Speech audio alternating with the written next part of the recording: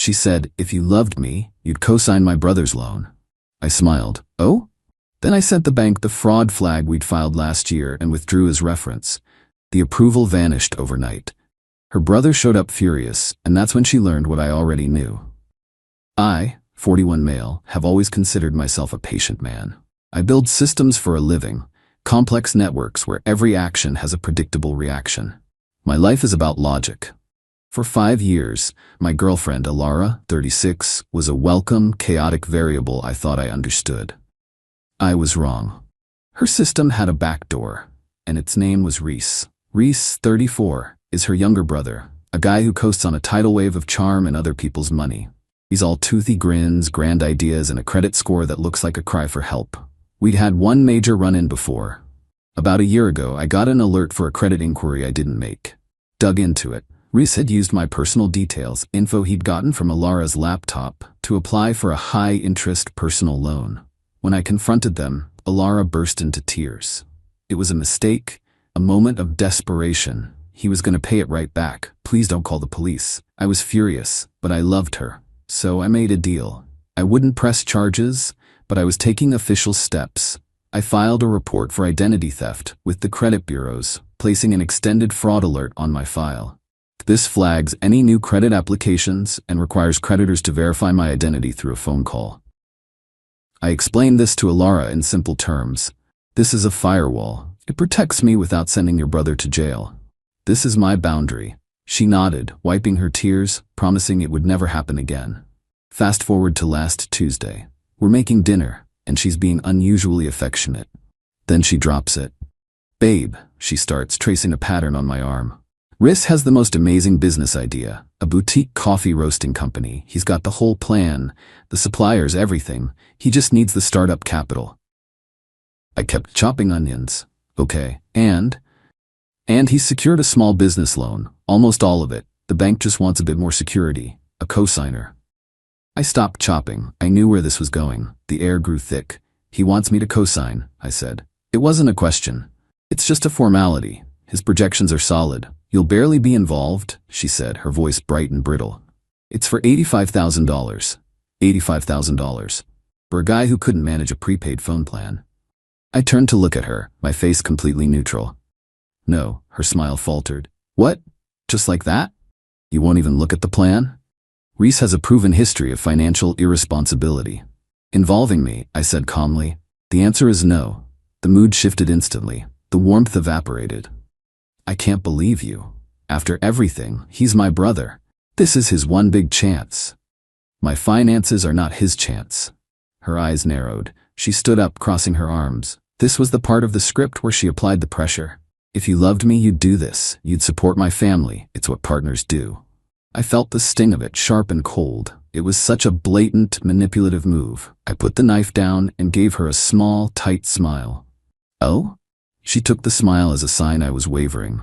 Yes. Think about it, Julian. Please. Okay, I said. I'll think about it. I won't cosign. Absolutely not. But maybe I could serve as a professional reference. Vouch for his character, that sort of thing. Send them my details. Her face lit up, a switch flipped. She thought she'd won. Really? Oh, thank you. That would be amazing. The loan officer is named Mr. Davies. I'll have Reese add you as a reference right now. She practically skipped out of the room to call him. I waited until I heard her talking excitedly on the phone. Then I went to my office. I pulled up the bank's website and found the contact for their fraud prevention department. I also located the police report number from the identity theft incident last year. The next morning, I called Mr. Davies. I introduced myself and said I was calling regarding Riss's loan application. He was pleased, telling me my name held a lot of weight. I let him finish. Mr. Davies, I said, my voice level. I am not a reference for this applicant. I am formally withdrawing my name from any association with this application. Furthermore, I need you to attach this police report number to the file. I read him the number slowly and clearly. That report details a prior incident of attempted identity theft perpetrated by the applicant Riss using my personal information. My credit file has an active fraud alert for this very reason. To be clear, any attempt to use my name or credit to secure this loan is fraudulent. There was dead silence on the other end. I could practically hear the gears turning, the risk assessment plummeting. "I see," Mr. Davies finally managed to say. "Thank you for this information, sir. We will review the application accordingly." I hung up. I didn't feel triumph, just a hollow, grim certainty. The approval, which Alara had told me was in the bag, vanished less than 24 hours later. Friday night, there was a loud, aggressive banging on my door. I looked through the peephole. It was Reese. His face was a thundercloud. I opened the door. "What did you do?" he snarled, pushing past me into the house. Alara was right behind him, her expression a mask of teary-eyed confusion and accusation. "I have no idea what you're talking about," I said, closing the door. "The loan. The bank rejected it. They said new information came to light about my financial history. That was you. You poisoned the well," he shouted, his voice echoing in the hall. Alara chimed in, her voice trembling with manufactured hurt. "Julian, how could you? You said you'd be a reference." And that's when she learned what I already knew. "I did more than that, Alara," I said, looking directly at her. "I told the bank the truth. I told them about the fraud flag on my credit file, the one I had to place there because of your brother." Her face went pale. The act fell away, replaced by genuine shock. You filed an official report? I thought you just called the company." "No," I said coldly. "I protected myself legally. When the bank saw my name attached to his application, they saw the alert. They did their due diligence. It seems they found him to be a poor risk." Reese looked back and forth between us, the dots connecting in his slow, entitled mind. The anger on his face curdled into pure rage. He lunged toward me. "You son of a—" I didn't even flinch. I just stood my ground. The attack never came, but the war had just begun. Update 1. The week since the confrontation has been a masterclass in emotional manipulation. After Reese's little lunge, which Alara managed to stop by grabbing his arm and pleading, they left in a huff. The silence for the next 2 days was deafening. I knew they were regrouping, strategizing. The first volley came from Alara's mother, Clarissa. She called me Tuesday morning. "Julian, dear," she began, her voice syrupy sweet. "I think there's been a terrible misunderstanding. Alara is simply beside herself with grief." "There's no misunderstanding, Clarissa," I replied. "Reese is a good boy. He's just creative. Sometimes his ambition gets ahead of him. That little credit issue last year was just a mistake. For you to hold it against him, to ruin his one chance at making something of himself, it's just cruel. He tried to steal my identity, Clarissa. That's not a little credit issue. You're being dramatic. You're tearing this family apart over some paperwork. You need to call that bank and fix this. Tell them you were mistaken, for Alara's sake." "That won't be happening," I said, and hung up. The next day, Alara showed up at the apartment after I got home from work. She'd been crying. Her eyes were puffy and red. It was a full-scale assault. "I can't eat. I can't sleep," she whispered, standing in the doorway. "My family is in turmoil because of you." "Your family is in turmoil because of Reese's actions and their refusal to hold him accountable." "He's my brother," she cried, as if that explained and excused everything. "What am I supposed to do? You expect me to choose?" "I never asked you to choose. I just asked that you not expect me to finance his bad decisions and enable his behavior. My boundary was clear, Alara." "A boundary? You went behind my back and filed a police report. You humiliated him." This was their new narrative. I was the villain, the one who acted in bad faith. My self-protection was being framed as an act of aggression. Then came the real dirty trick. We had this thing, a project we'd been working on for years. It was a custom-designed board game we called Chronos Engine. It was incredibly complex, with hundreds of hand-painted miniatures and interlocking components. It was our baby, a symbol of our shared future, our plans. We'd even commissioned a beautiful handcrafted wooden box for it. It was, to me, priceless. I came home Friday to find the box gone from its shelf in the living room. My heart sank. A cold dread washed over me. I knew instantly what had happened. I searched the apartment. No Alara. No note. No game. I sat down at my computer, my hands shaking slightly. I typed the game's name into a popular online marketplace, and there it was, listed for sale. The seller's profile was new, the location anonymous, but the photos were unmistakable. They were taken on the rug in her parents' living room. Reese had listed it for $5,000. The description read, Rare, one-of-a-kind prototype board game, perfect for a serious collector. They weren't just trying to hurt me, they were trying to liquidate our shared history. All that talk of love and partnership, and she let him steal the most personal thing we owned and put a price tag on it. The rage I felt was clean, pure, and clarifying.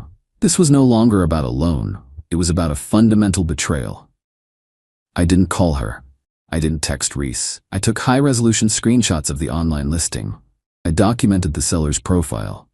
I then pulled up the photos I had of the game in my apartment, complete with metadata proving when and where they were taken. I compiled it all into a neat digital folder. Then, for the second time in a year, I drove to the police station. This time, it wasn't for a faceless report about identity theft. It was to file a report for felony theft of a specific, valuable, and irreplaceable item from my home. And I had the name of my primary suspect, Reese. Update 2. Things escalated in a way I don't think they ever anticipated. My response to the stolen game wasn't emotional or frantic, it was procedural. And that, it turns out, is what they were least equipped to handle. A detective was assigned to my case. A calm, no-nonsense woman who looked over my evidence, the photos, the screenshots of the sale listing, my description of the item, and nodded slowly. The value I placed on the commission box and custom components easily pushed it into felony territory. Last Monday, 2 uniformed officers paid a visit to Clarissa's house. They weren't there to chat.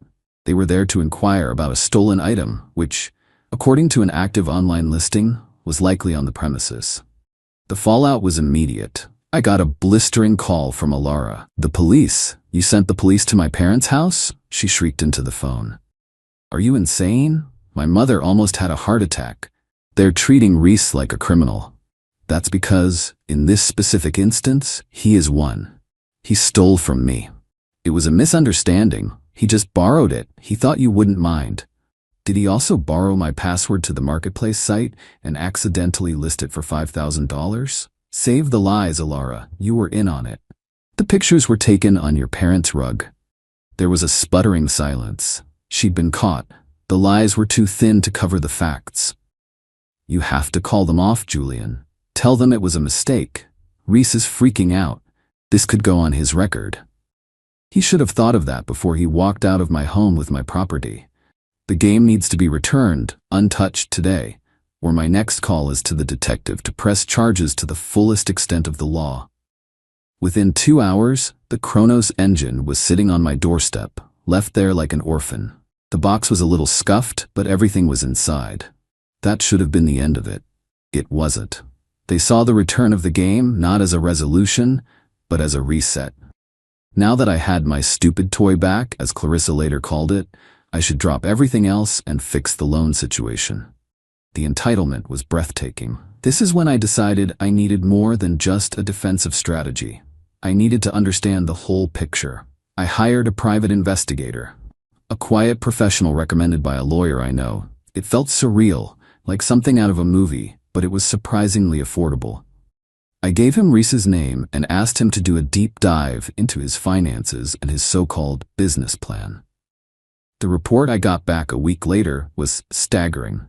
The boutique coffee roasting company was a complete fabrication. The business plan was a template he'd downloaded online. The addresses for his potential suppliers were vacant lots. Reese wasn't an aspiring entrepreneur. He was drowning. He had tens of thousands of dollars in online gambling debts and was being hounded by several very unsavory private lenders. The $85,000 loan wasn't for startup capital. It was bailout money to stop his legs from being broken. But that wasn't the worst part. The PI, using methods I didn't ask about, recovered a series of deleted emails. Emails between Alara and Reese from the weeks leading up to her asking me to co-sign. He's going to say no. You know how he is with money. "I can handle Julian. I'll make it about us, about supporting family. Use the 'if you loved me' line. It always works." He's logical, but he's not immune to guilt. "Just get him to sign." Davey said with his credit, it's a slam dunk. "Once the money clears, we can deal with his whining. Don't worry. I'll make him think it's his idea to help. He'll feel like a hero." Reading those words felt like a physical blow. It recontextualized our entire relationship. Every tender moment, every shared secret, was now tainted by the knowledge that I was being managed, manipulated. I wasn't her partner. I was a mark. Her love was a tool she used to get what she and her family wanted.